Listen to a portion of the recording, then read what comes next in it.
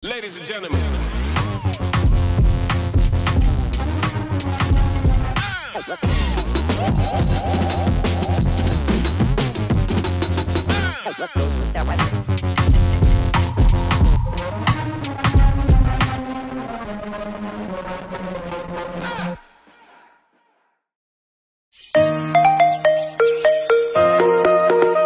Hello, mga kamami ko dyan. Magandang buhay.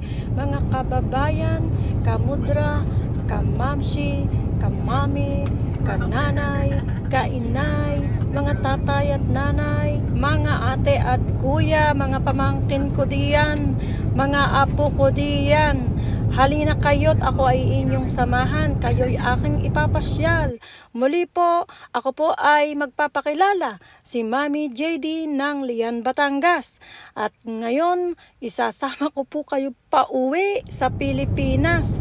Makikita nyo na nandito ako sa eroplano at malapit na kaming bumaba sa Incheon Airport sa Korea. Ayan, malapit na at ito na nga po, nandito na kami sa airport. Kung makikita ninyo naman sobrang linis ng airport na ito. At tingnan nyo naman, ang ganda-ganda ng ceiling. Napaka ganda ng struktura ng airport na ito. Ayan, at kami po ay may 2 oras na pahinga. At kita naman ninyo, pwede kayo magpapamassage dito. Hindi nga lamang ako pwedeng magpamassage, at baka ako'y makatulog, ay maiwanan ako ng eroplanong pauwi ng Manila. Ay nakaw, sayang naman ang aking isang araw na baka madelay pa. Kaya't mga kamami ko dyan, samahan ninyo ako at kayo ay aking ipapasyal. Isasama ko kayo, kami po ay mamamasyalaang doon ng ilang araw. At kami ho'y titigil laang sa Batangas ng 11 araw at babalik na uli din sa bansang Amerika. Hindi pwedeng magtagal. Nako. Haya na, ito na, nandito na ako sa bukid mga kamami, mga kananay dyan. Kita nyo naman, green na green ang mga damuhan. Siyempre, ay summer na summer. Although, umuulan na. Ayan, ito, nandito na tayo sa Barangay Matuod sa Lian. Nakikita ninyo dito, ang gaganda ng tanawin. Alam niyo mga kamami, nung ako'y nandito pa at nag-i-stay sa Pilipinas, hindi ko pa na-appreciate itong magagandang tanawin na ganito ng mga bulubundukin. Ngayon, pag nakakakita ako ng mga ganitong tanawin, ay talaga namang ako'y, ang mata ko talaga ay, alam ninyo, busog na busog. Ang sarap lang hapi ng hangin, sariwang hangin. Tingnan naman, mayroon pang nakapastol na baka din puting-puti ang kulay. Ang gandang pagmasdan laang talaga. Ako'y talagang manghang-mangha sa galing ng ating amang Diyos na nag-create ng buong mundo. Tingnan naman sa galing ng mga kamay ng Diyos. Tingnan, pasikat na ho ang araw diyan, naglatago sa likod ng bundok na iyan. At ito po, sa panahon ngayon, time check ay 7:00 ng umaga. Makikita ninyo, may mama nandoon. Pasan kaya ang mamang ayon? Ating sundan. Sundan natin ang mamang ayan. Ano kayang gagawin ng mama na yan doon sa bundok na iyon? Baka mayroong isusugang kalabaw. Kaya siya pupunta doon sa bundok. Ay, oo nga. Kita ninyo, mga kamami, mga kabayan. May mag-inang kalabaw din Ay, naaalala ko nung ako'y bata pa Ay, ang aking ama ay talaga namang may alagang kalabaw. Ay, ako ho ay sumakay. Ay, ako ho'y nahulog doon sa hulihan ng kalabaw. Muntik na akong natapakan, butit ang lakad ng kalabaw ay sa pauna at hindi sa paatras. Kung inho ay umatras, ay siguradong ako ho ay nasaktang lalo. Ay siya, kami ho ay pabalik na naman doon sa aming rest house. At bago bumalik sa rest house, ay ako muna ay magpapakuha din ng litrato. ay kaganda ng tanawin ay ating nyo naman ho, panay ang porma. Ayan. Ayan, dito na po tayo sa tabing dagat ng Matuod. Ayan kitang-kita naman natin ang ganda-ganda ng kapaligiran. Sarap namang lumanghap ng sariwang hangin. Ayan po, makikita ninyo ang kabundukan ng Lumanyag at San Diego. Ayun, sa dulo. Ang linaw ng tubig. Ayan may bangka dineng nakahimpel. Ariho daw isasakyan kung gusto naming mag-island hopping. Hindi ko alam kung makakapag-island hopping kami at gawa ng marami kaming mga ganap ngayong araw na ito Gusto din naming makapunta ng Canyon Cove. Kami nga hulaan limitado ang araw ng pag-stay din 11 araw laang a-attend hulaang ng birthday ng aking ama. Ay ako talagang gala o lakotsera kahit nung diyan pa sa Pilipinas. Kahit din sa Amerika, ay ako panay ang gala. Hindi ako mayaman, pero nagsisave ako.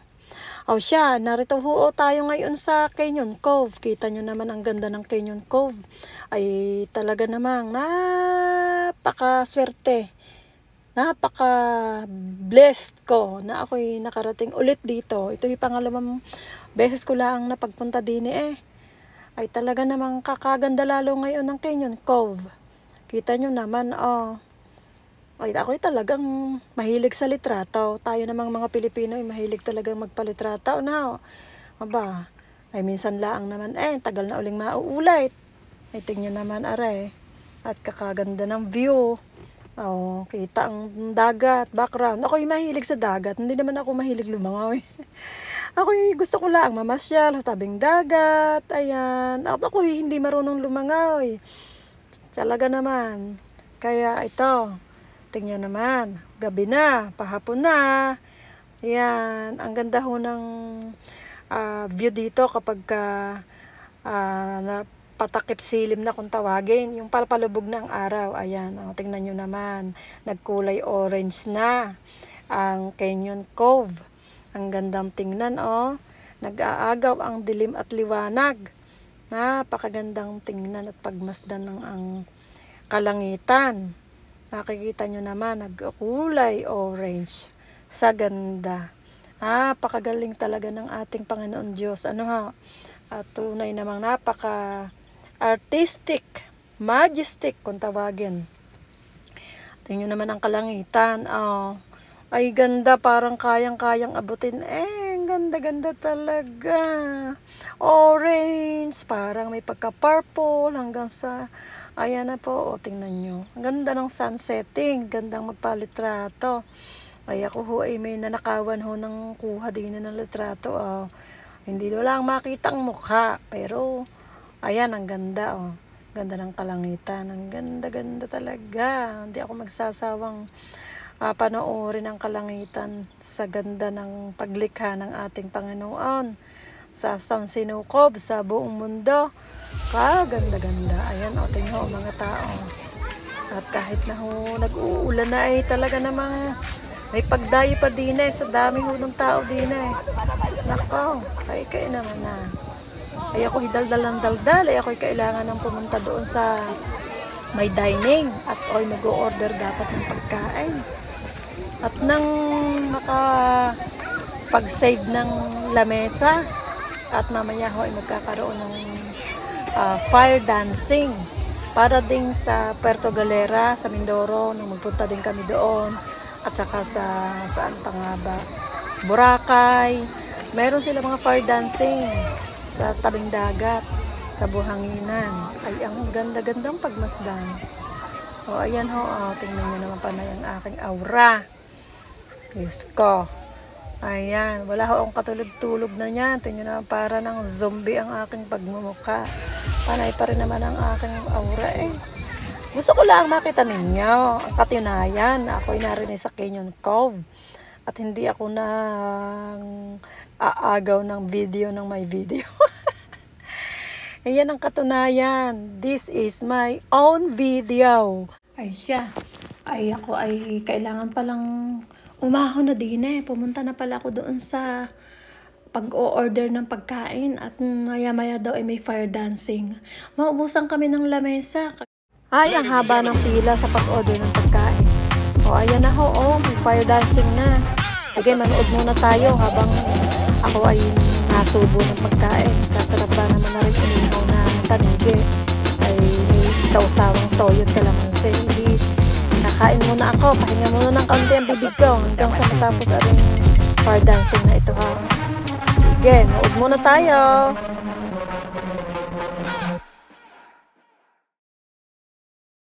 Ladies and gentlemen.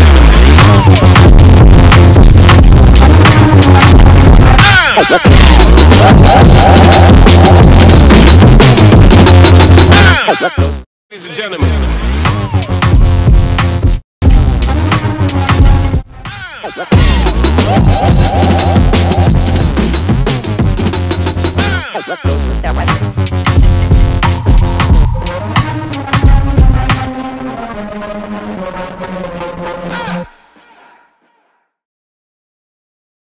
Ladies and gentlemen.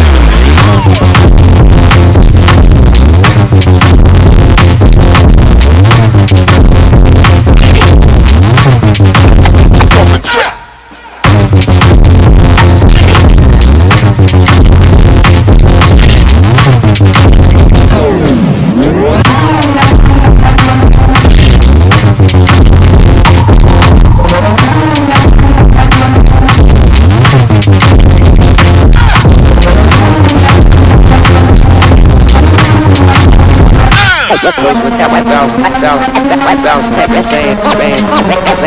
band.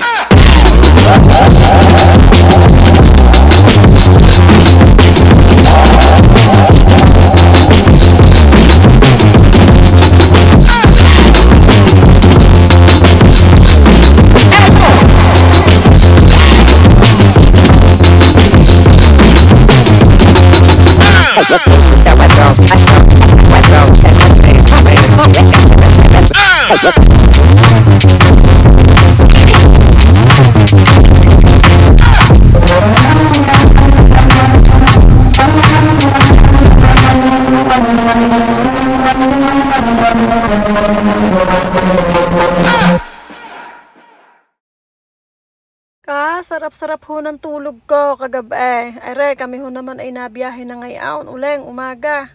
Kami naman ho ay papunta naman sa Cafe Patricio. Titingnan namin ang restaurant na ire. Nakabalitaang kaganda-ganda at sarap-sarap daw ng pagkain. Ayan, ito naman. Talaga namang ang ganda naman tingnan ng araw, yung pagsikat din ng araw or sunrise. O yan, nandito na ho tayo sa Cafe Patricio. Makikita nyo, ang ganda-ganda dito ng kapaligiran. O, di ba? Makikita ninyo ang kapaligiran sa Cafe Patricio. Papakita ko sa inyo yung lugar. At kayo po inaanyayahan ko na kayo ay kumain sa Cafe Patricio sa Nasugbu, Batangas. Ayan. So, tara, tayo ay mag-tour dito sa Cafe Patricio. Ayan, oh. Maliit lang ang lugar pero maganda. Sariwa ang hangin. Open air kung tawagin. Kung gusto nyong magpakasal, magpabinyag, mag-birthday. Kung ano man ang gusto nyong party, pwedeng-pwede ho kayo dito. Meron silang malaki din doon. Nag-accommodate daw sila ng 200. Hindi lang siya open air, the aircon siya, pero mas gusto ko kung ako ang magpapa-event ay gusto ko din sa labas, open air siya, tapos maraming halaman. O, di ba? Makikita nyo naman, malinis. Maraming mga puno-puno sa kapaligiran. Gusto nyo din sa labas mag-birthday, ayun o magpakasal kung ano man. Tingnan naman at ako ay nagpicture-picture pa din para naman ako ay may remembrance sa Cafe Patricio. Tingnan nyo, ay at least, diba? Na meron akong memories na makikita dito sa Cafe Patricio. Ayan, umaaura ang inyong mame. Kayo bala ang kabataan ng marunong mag-aura, hindi ako din. Dito ko na ho tatapusin ang aking vlog na are. At sa mga hindi pa po nakasubscribe, ay huwag kalilimutang mag-subscribe kay Mame. At nang palagi kayong ma-notify sa aking mga bagong upload. Siya, kain muna ho tayo, are. At kami nag-order ng paella. Masarap daw din eh. Tsaka aring red snapper. Ay sabi, masarap eh. Tsaka aring coconut shrimp. Sige, kain ho muna tayo. Bye-bye muna sa inyong lahat. Hanggang sa muli. Mwah, mwah. Love you all.